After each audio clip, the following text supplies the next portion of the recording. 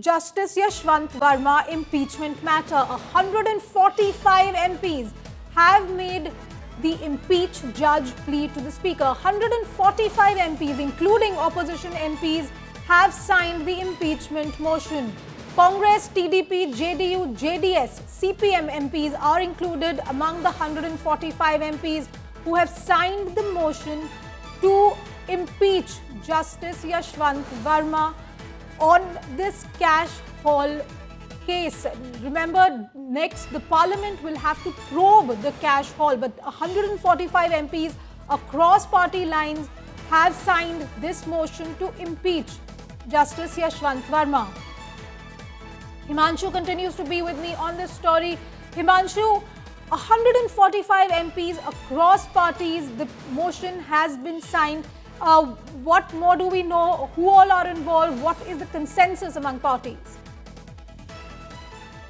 देखिए, बिल्कुल सरकार की एक कोशिश की यशवंत वर्मा के ऊपर जो इस तरीके की रिपोर्ट सुप्रीम कोर्ट में आई और उनके घर से जिस तरीके का कैश बरामद हुआ, उसके बाद जो है सभी दलों के सांसदों को एक साथ लेकर सरकार के जो पार्टी है उन्होंने 145 सांसदों के जो है हस्ताक्षर लिए और उसके बाद जो है आज रविशंकर प्रसाद के नेतृत्व में तमाम पार्टियों के सांसदों ने जो है ये प्रस्ताव स्पीकर को दिया है। अब देखना यह है कि स्पीकर इस पर कब कमेटी बनाएंगे, क्योंकि 3 महीने के अंदर कमेटी को अपनी रिपोर्ट देनी होगी जस्टिस यशवंत वर्मा पर, और उसके बाद जो रिमूवल का प्रोसेस है वो शुरू होगा। और यशवंत वर्मा को अगर उनके ऊपर वो उससे पहले इस्तीफा नहीं देते हैं तो उनको या उनके किसी वकील को सदन में आकर अपनी बात को रखना होगा और उसके बाद वोटिंग होगी। और उस वोटिंग के अंदर यशवंत वर्मा के खिलाफ वोट पड़ते हैं बहुमत के साथ, तो यशवंत वर्मा का जो निलंबन है वो उस वक्त ही हो जाएगा, क्योंकि सुप्रीम कोर्ट की जो रिपोर्ट है उसके आधार पर ही ये प्रस्ताव जो है